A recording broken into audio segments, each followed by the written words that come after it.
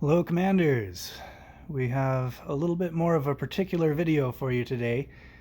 We are going to be showing you how to fine-tune your bomb train and how to get it dialed in. So we will get right to that, but first, if you would please like, subscribe, and if you want notifications when I drop new videos, hit that notification bell. Also, if you have any comments, please do feel free to leave them below. So what I would like to discuss is how to get it dialed in, because you'll notice that on SR14 it's consistent every single time, and on SR8 it's also consistent once I have it dialed in. These first two attempts I had to make some adjustments. This first one I had some run speed Powerstones on a couple of the Bombots, and that messed up the whole progression. The second one, I just had to adjust their placement on the battlefield. So let me show you that really fast of how that played out. That was here. So this is why the uniform run speed matters. So as you watch this, watch these bombs right here and watch how they split and spread apart and fan out because of the run speed. Boom, boom, boom. And they hit the earth elementals, it ruins everything. So it's very crucial that you have the same level of run speed on all of your bombs. Okay, this is where we fixed it. So again, notice they're all going to stay in a much better clump this time. And here they go. Boom. So now the other thing to note about here, now watch this. As the bombs approach Jormag, watch as the fire ignites shortly after the first two bombs hit. Boom, boom, fire. And then the rest of them get them. So that's an issue that I had to resolve there. Now, when I fixed that, I had a flawless run. So I bumped them back just a little bit, and I'll show you how to do that in a minute. But those are just some key elements that we're going to need to focus on for dialing in your bomb train. Look at that. That was just gorgeous. Let's back that up. Okay, again, slow-mo. Fire's going to ignite right before anything goes off. Boom, fire. There it is. So that is what you're looking to accomplish, and we'll show you how to do that in just a minute. So once you get it dialed in, you will get those consistent results every single time. Also, the run speed. Yeah, okay, so let's bump over to the game. We just want to discuss the artifacts real fast. Some people have been using Troll Giant's Toe, and there's some issues that I find with that, because you have to have less than 11, which means you have to have 10 or less units in order to accomplish what you're trying to do, which means if you're putting all 8 bombs on the field, you only have room for 2 more units. So in theory, you could replace these dire wolves with maybe some molten armors or something, and that might get the job done for you, but you would have to get rid of all of the Plaguebearers, which means, and if you're using Troll Giant's Toe, you're not concerned about stacking units.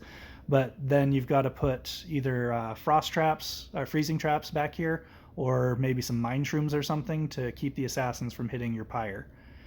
So those won't count towards your unit levels, but again, you have to have rank 3 on your Troll Giant's Toe if you want to have the less than 11 units.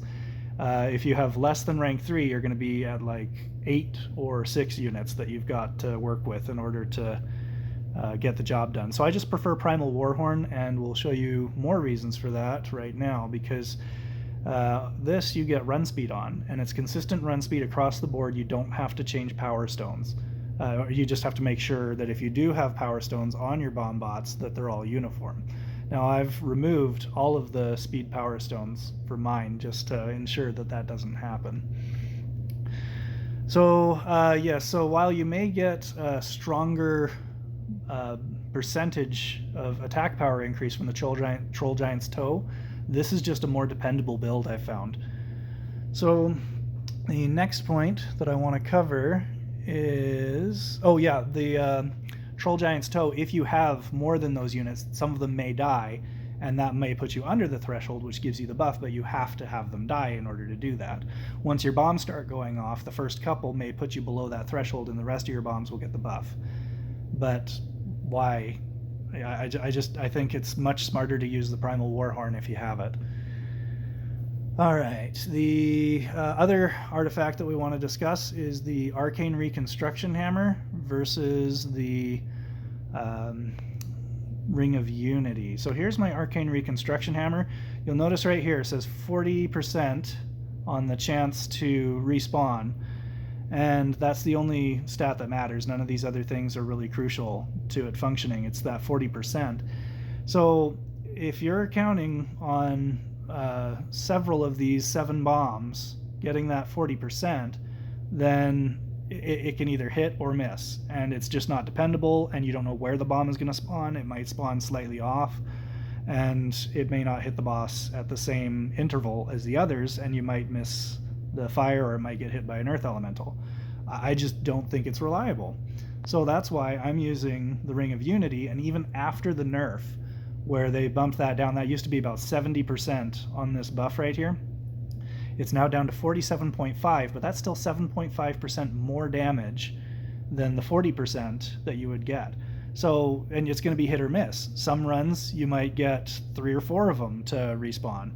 Other runs you might get none. So if you're looking for something that's going to guarantee that you get that damage, the Ring of Unity is the way to go. Not to mention that this is rank 2, and that's 47.5%. Whereas on the Reconstruction Hammer, I'm rank 3, and it's a 40% chance. So even at a lower rank, the Ring of Unity is still better, in my opinion. So what are we covering next? We have, okay, frontline unit placement. Let's discuss that real quick. These dire wolves are placed so that each pack has a wolf in the corner of their pack placement closest to the center. So I'm talking about this bottom wolf here, and sorry, it's going to be hard to get the icon there, but this top wolf here on this bottom pack. Those are the 2 wolves out of those packs that I'm concerned about. The rest of them, I want them to be either up or down. I want these ones to be up, I want the other ones to be down. And that makes it to where those particular dire wolves out of the pack are aligned perfectly to go right in between this shield bearer and that shield bearer. And same deal on the bottom. Again, it's hard to use the cursor for that, but you'll notice that that dire wolf on the bottom goes right in between those bottom 2 of that front pack. Now that's going to align them perfectly to where this earth elemental and this earth elemental split. This earth elemental is going to go after that corner wolf, and this one's going to go after the top wolf, and that works out perfectly for me every single time. You can use other types of units, but if you try to use Plaguebearers, it may place them too high. The top is a lot easier to use Plaguebearers on if you're going to use them at all. Use them up here, or Fire Knights, you can use those too. But down at the bottom, you need something smaller, and that's why I chose the Dire Wolves. For a couple reasons. One, because they don't get the freeze debuff, they're immune to it, and because they're a tighter pack and it's able to keep it where I want it to be. So if you can get them aligned just right and have them pull those earth elementals out of the way, then that gives you a clear shot for all your bombs to go straight through the Jormag. Now, the Bombot here is dedicated to taking out these shield bearers, and that gives a clear shot all the way through without any problems that I've had. So that is the deal with the frontline unit placement, so that's what we're concerned about there. Alright, so now how to dial in your bomb train. Let's head back here. Alright, so this, I want you to pay close attention right here to these bombs. Okay, notice that this is my SR8 profile. They've got 13% run speed. Okay, they are right behind, well, the first one's kind of right along the line of the edge of this pyre. And you'll notice that this shield bearer, right, or not shield bearer, plague bearer right here has a lot of distance between there and there. Now watch as it switches to my SR14. Okay, you see how much further back those are? The front Bombot is way back from that line, and the shield, or the plague bearer, is right next to that. So the last Bombot is just barely in front of this corner plague bearer. Now that's the difference between the 13% run speed and the 45% run speed. Again, no Powerstones are factored in. If you need to use Powerstones to adjust, you can, but if you're trying to dial in where your Bombots are supposed to go, you can kind of use that as a gauge for, okay, I've got 25% run speed, it needs to be somewhere in between those two. Now, when you do your run, kind of like I showed earlier with the Bombots when they hit. Oh, okay, that's the game. We don't want the game. We want the video. There we go. So when they hit, you have this moment right here that you want the fire to ignite them right before they make contact.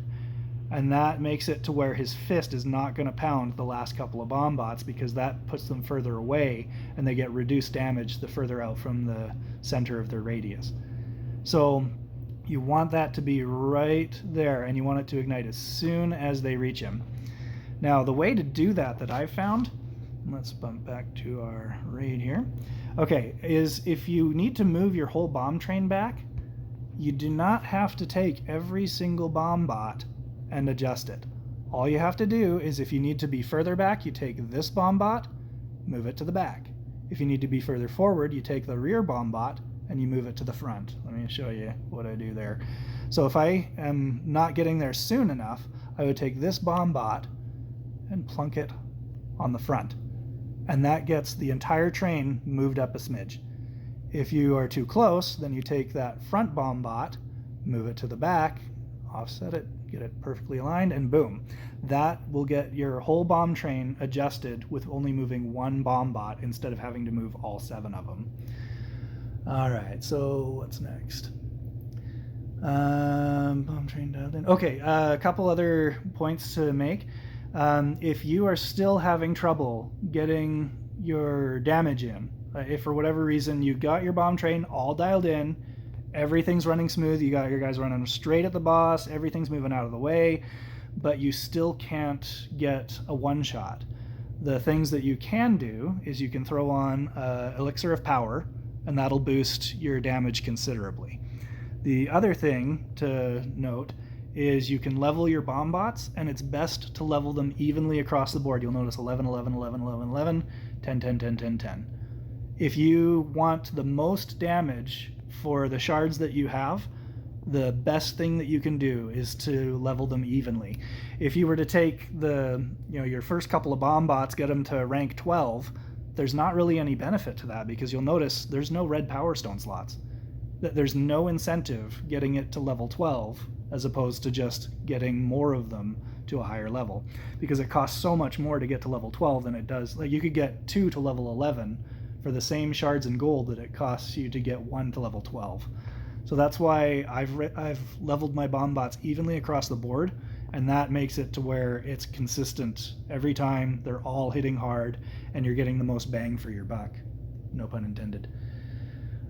So that's the... Okay, so leveling your Bombots and the Power Elixir, those are other ways to get your damage up. And there's one more tweak that can be done, and we'll thank Anturium for another wonderful suggestion on how to do this.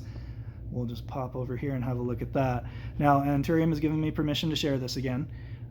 This is his most recent build. Again, the build that I'm using is based on his. Now, you'll notice he's using the Warhounds up front. And the Warhounds give more stacks on your Primal Warhorn.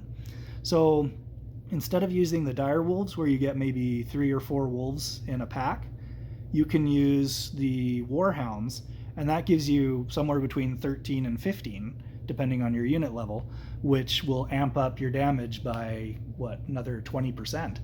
So he used, let me see here. Yeah, so he shared this with me just to make sure that we got this included. He put protection Powerstones on. He says they may not be necessary, but he put them on anyway just to be safe. So just another note to be cautious about that, because you need the Warhounds to last long enough to keep the Earth Elementals from turning on the bombs. So that covers, I think, just about everything for getting this squared away. Thank you for watching. We appreciate you supporting the channel.